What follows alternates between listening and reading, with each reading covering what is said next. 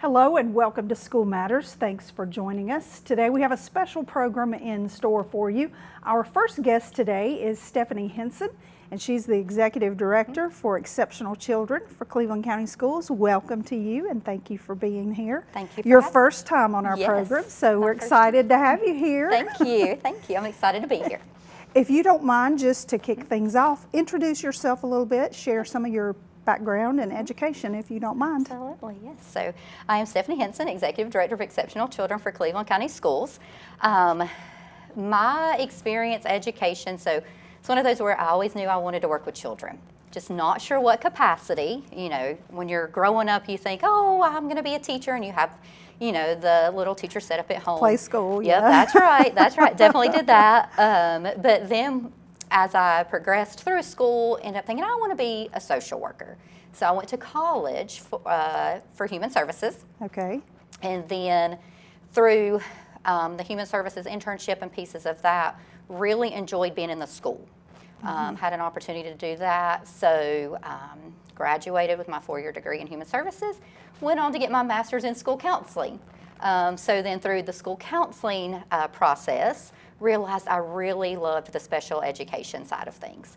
So went back, got my teaching license in special education, have a master's in special education, and an add-on in administration, and now I'm working towards a doctorate in professional leadership with a focus on special education.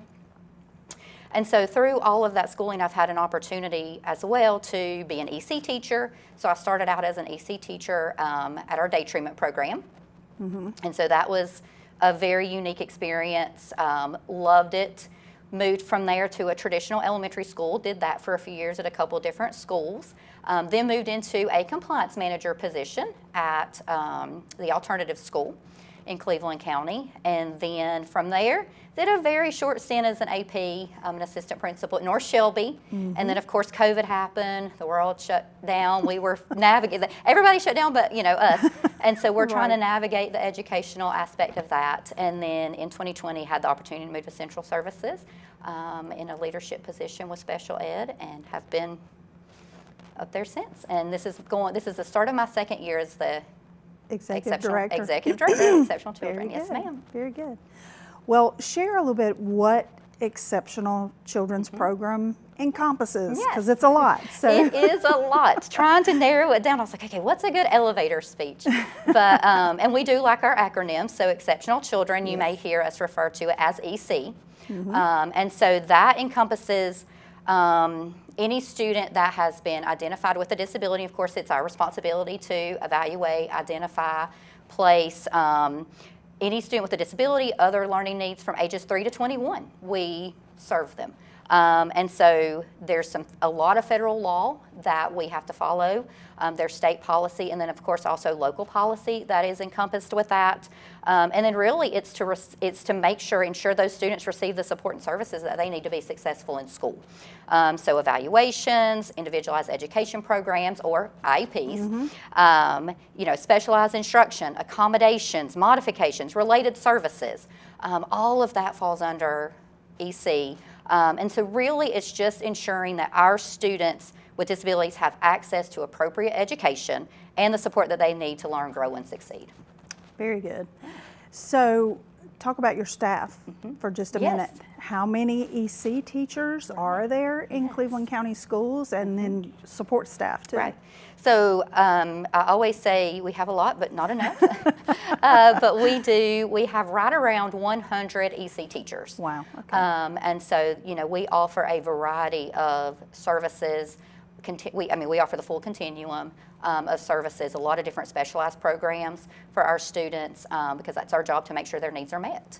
And so that's all the way from a preschool EC teacher up to transition, and then in between. So, and then in terms of support staff, related service personnel, we have, I would say, over 200 from anywhere from, we have ABA techs to school psychologists to speech therapists, occupational therapists, physical therapists, and everything in between there too. So That's a lot. yes, it is a lot. It is.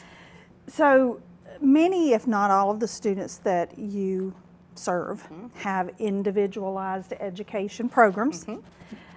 Explain what an IEP is, if you will. You did refer to that earlier, but just explain that and how your staff works with our schools to make sure that those are carried out successfully. Absolutely. So an IEP, or an individualized education program, is just that. It is individualized. So it is a written plan, legally binding document that is written individually for that student. It outlines strengths, areas of need, goals, present levels, and then down to accommodations and modifications. What are we going to do to ensure that student has the supports they need to access their educational services?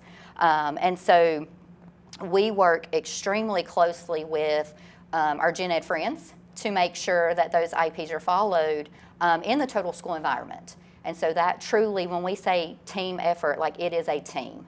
And so we are making sure that our gen ed teachers understand what's in that IEP, understand individualized, unique learning needs and how to access that, and providing support in that aspect.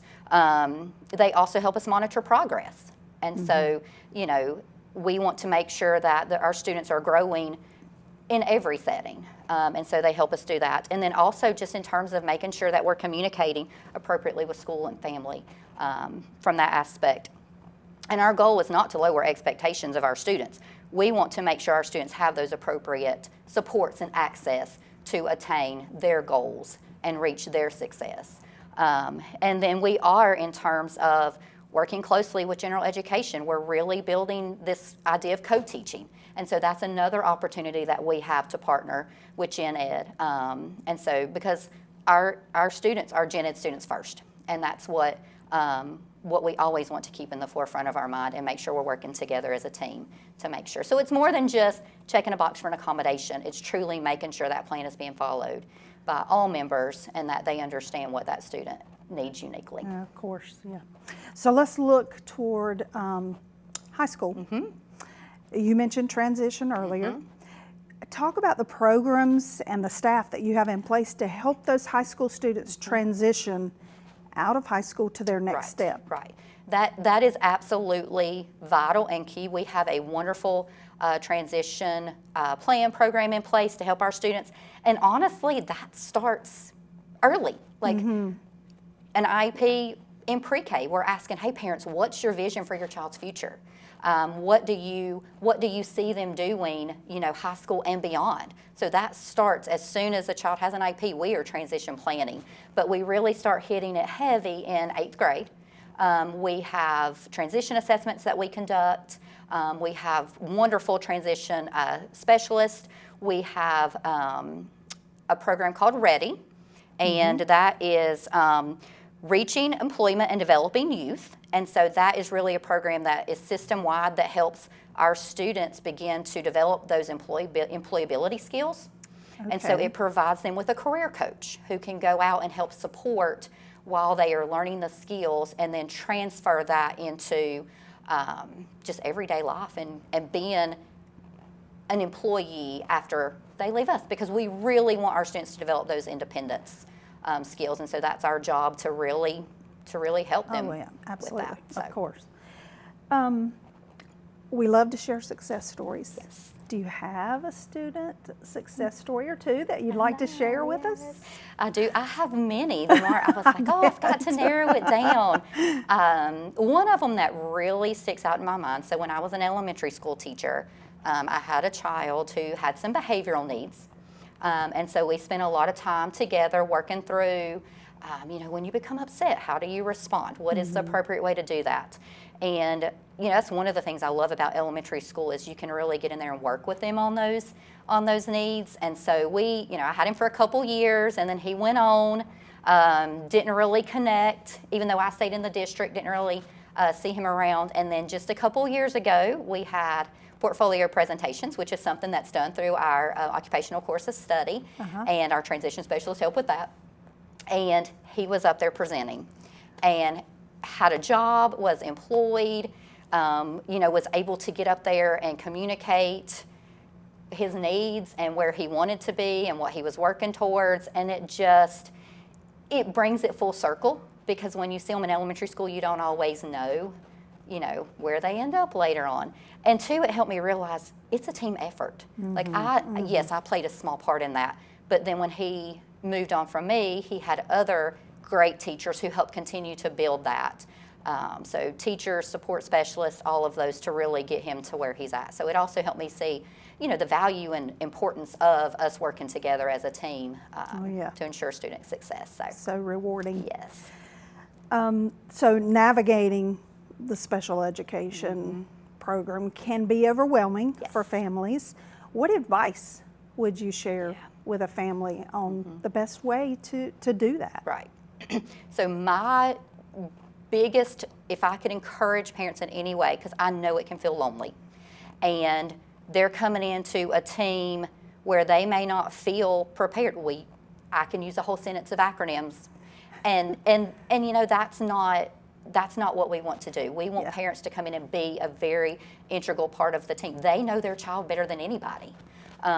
So while we don't want them to feel alone, we want them to speak up. We want them to advocate for their child. If they have questions, ask those questions, because it may make sense to us on the school side, but not them. And so we want to work together to make sure we have the best support and the best plan in place for their child, and that takes a team. Everybody has a different piece of the puzzle, and it's just putting it together to make sure we have what that child, the individual child, needs. So ask questions, speak up, be involved, and just continue to learn and grow and support. We're going to support each other along the journey. There is a program within your department called CCS Gets. I want to be sure we talk about that program because it's super fantastic. Yes. Explain what that is and how it all got started. So it stands for Growing Excellent Teachers. It got started a few years ago when originally Dr. Nellie Aspel and then Wendy Fitch, two previous executive directors, have really built upon it. It got started as a need for, we recognize the need for licensed EC teachers. And that's a systemic issue. And so to address that need, Ms. Fitch really honed in on, and then Nellie Aspel helps oversee it now, Dr. Aspel does, to grow our own. We have great TAs, teacher assistants in our district. We have great ABA techs in our district. And oftentimes they just need a little bit more of a push or support, financial support, and it may just be in terms of somebody coming alongside and saying, hey, you can do this. And so there is become a teacher, to become a to teacher. move into teaching. Absolutely. Okay, great. And there is an application process that they go through, an interview, and then a selection committee decides. And then, so it's really just growing our own internal staff. We provide financial support, like I said, a support colleague, and then really just walking alongside that individual as they navigate going back to school. So they work full time for Cleveland County Schools, and then they're also in school as a student. And then at the end of the journey, they have a special education license, a special education degree. We had our first graduate in May, Ms. Shamar Wilson, and so she is teaching at Shelley Middle School now, and so she is a huge advocate for the program. We just added a new cohort, so we now have 14 in it. Oh, great. Yes, so we partner with East Carolina University for the teaching degree part of it, and so just really walking alongside of them, and then they are committed to remaining an EC teacher in our district for at least a few years, and we've had great success with that program. Such a wonderful opportunity. Yes. and such a wonderful program Yes, that you oversee. So thank you for all that you do and for supporting all these wonderful students. Yes, absolutely. And thank you for being here today. Yes, thank you. Thank you. It's been a pleasure. Well, don't go away because we'll be right back with more after this.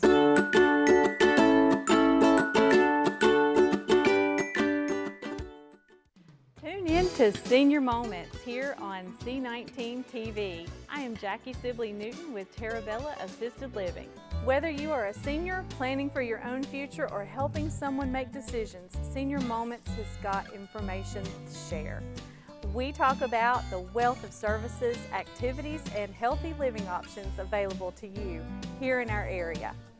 That's Senior Moments on C19 and also on C19.tv.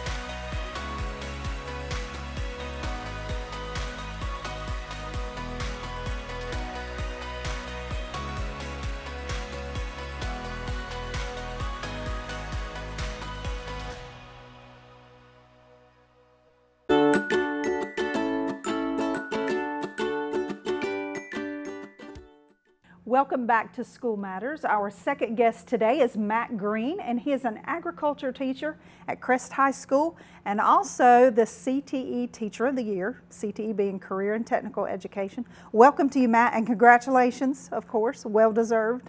Well, thank you very much. I'm happy to be here. If you don't mind, just start out giving us a little introduction and a little background on who you are. Okay. Well, I'm a graduate of Crest High School, so I'm back at home. Yes. Where I started the program, or in the program. I went to NC State and got my undergraduate bachelor's degree in ag education in 2012 and moved and lived with my wife in Wilkes County for 9 years total in Wilkes County. We were neither of us from there. We believe God led us to that area. We were she's from down east, I'm from this direction, and at the time there were no jobs for us to go into in our particular field. So Wilkes County had that for us, and we were there for 9 years. I taught for 6 years at East Wilkes High School, and then another 3 years as the lead animal science instructor at Wilkes Community College. Okay. And then the opportunity to come back home right after COVID opened up, and we were able to make that move and come back to Crest High School. During that time, I also managed to go get my master's in ag education from NC State, and then a couple years ago got my national board certification in education. So it's been an interesting ride. This is year 15, and still enjoying it and enjoying every day. And you like to stay busy. All wide open all the time. Now, we said you teach agriculture, but tell me specifically the courses you teach. So the primary courses I teach this year are ag mechanics, and this is a newer class to Crest High School. We've not had this in years, but this is a general mechanics course geared toward basic maintenance that a farmer may have in the field or in your own household. It's a do-all class. We do a little bit of carpentry, a little bit of welding, plumbing, electrical, a little bit with engines, painting, fencing. We do it all. And if a student wants to get well versed in basic mechanic skills, that's a great introductory course. We do 2 levels of that. And then we also do animal science. I teach animal science 1 as my other courses. So through the course of the year, that's my primary focus. But of course, the program goes further. We have animal science, food and animal classes, companion animal classes, and horticulture courses at the school. Yes, lots of opportunities for students. A lot of people think of ag education, they think of farming. But actually, there's a lot more to it, especially the modern, diverse agriculture that exists today. Talk about that a little bit. One of my favorite topics to get into, when we talk about our program and then of course the FFA, everyone's immediate thought is future farmers. And yes. if you were to ask the students that, you'd get less than 5% who that's the goal. But if you start looking at the broad term of agriculture, that's where we see the most interest. We've got students who want to be veterinarians. We've got students who want to be vet techs. We've got students who do want to be a farmer. We've also got them who want to go into university, go into engineering, go into research and science. A lot of interest at NC State, NC A&T, University of Mount Olive, trying to go into fields that are broad agriculture, even into things like poultry science to work on the technical side with the companies themselves.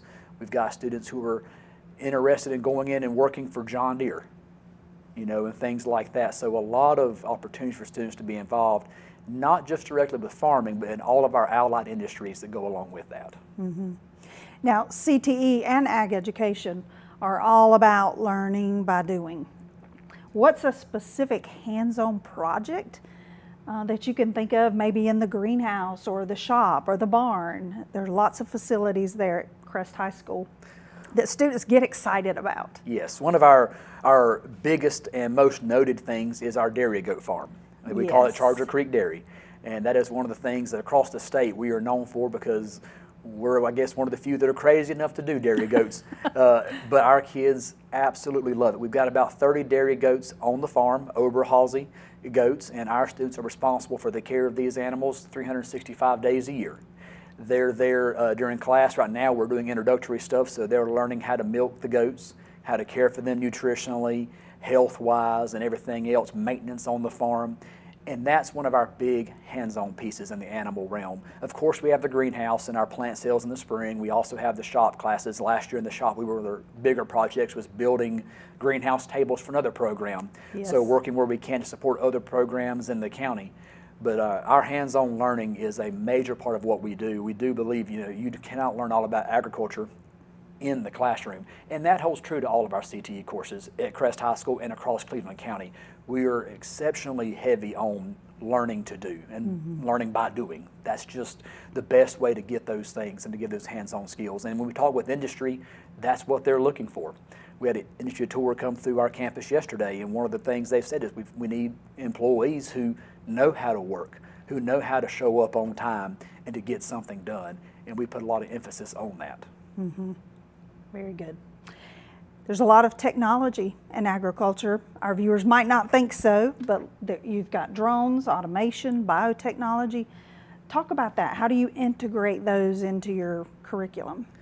You know, that is one of the neatest things to see develop, you know, and I'll give an example. We worked with the summer camp a couple years ago and took students to see a local farm in the county, a large local farm in the county, and they're spraying their chemicals, pesticides, and herbicides through drones. And the benefit to this in the industry is it's a more economical piece of equipment.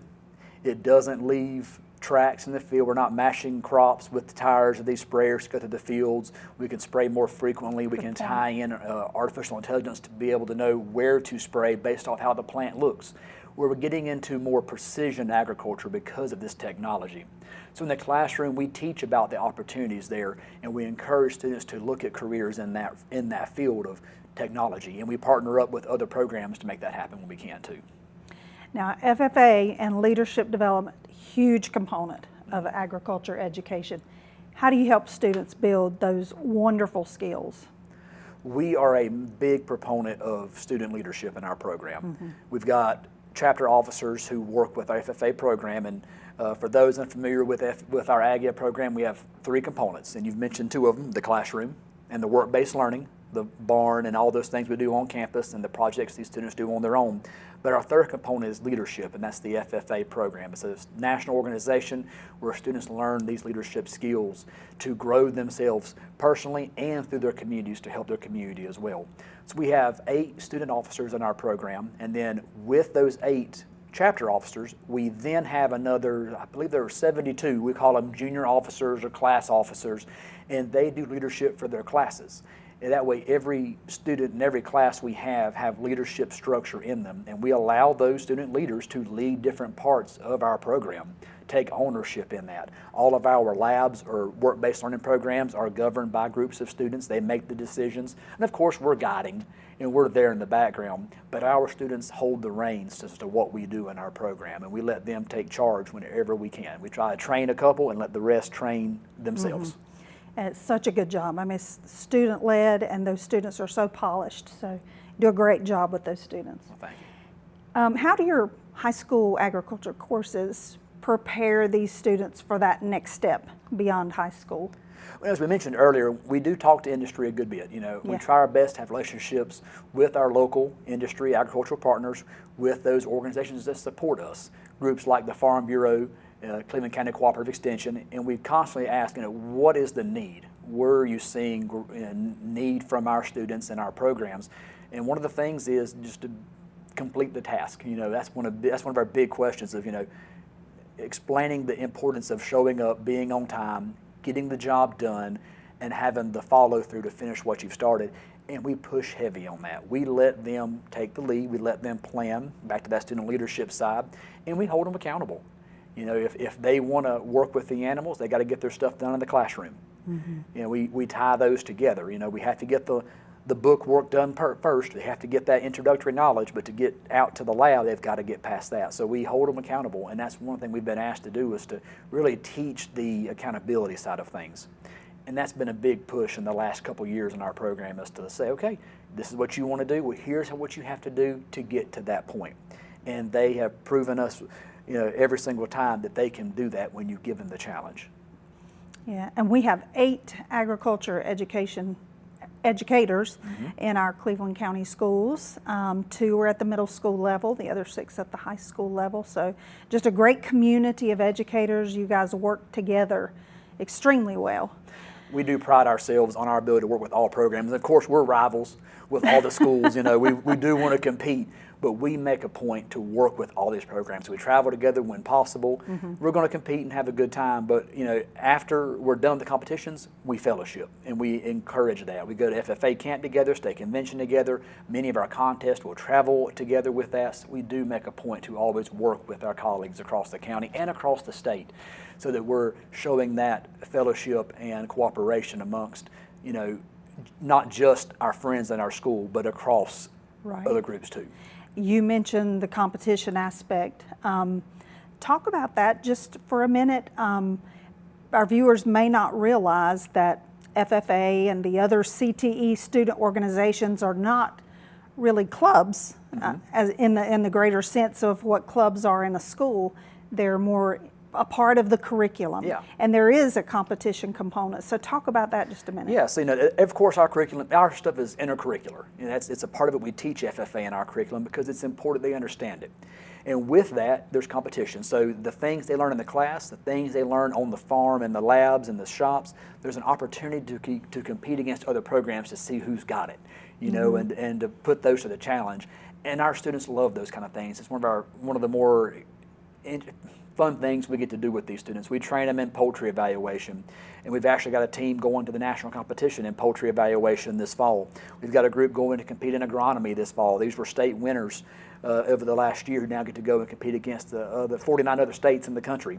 We've got students who are working in their agri-science fair. You know, we're not just judging livestock. These kids are also competing in contests where they're doing science research projects and presenting to judges and helping to develop technology for agriculture, not just at Crest High School, but maybe one day in their professional life as well. We got several students who have decided through those competitions, this is what they want to do for a living, and that's what they enjoy. So we do our best to find ways to get students to connect wherever possible, to put them where they can grow and succeed and be good, positive members of society beyond just the FFA and high school ag ed programs. And you mentioned state winners and you mentioned national competition. So Crest High School FFA has done extremely well over the years. So kudos on that as well. Well, thank you. We're proud of our students. It's all on them. We put it to them, and we appreciate all that they do to make themselves successful when we can help where we can. Well, great job. Again, congratulations on being the CTE Teacher of the Year for Cleveland County Schools. We're very proud of you, and it's a well-deserved honor. And thank you for being here today. Thank you very much. I appreciate that. And thank you for joining us for this edition of School Matters.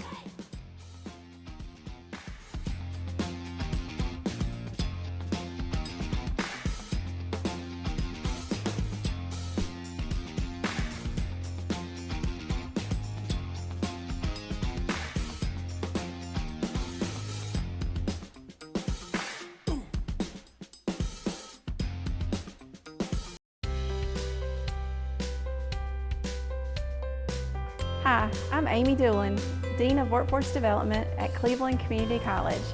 Thank you for watching C19 TV, Cleveland County's hometown channel.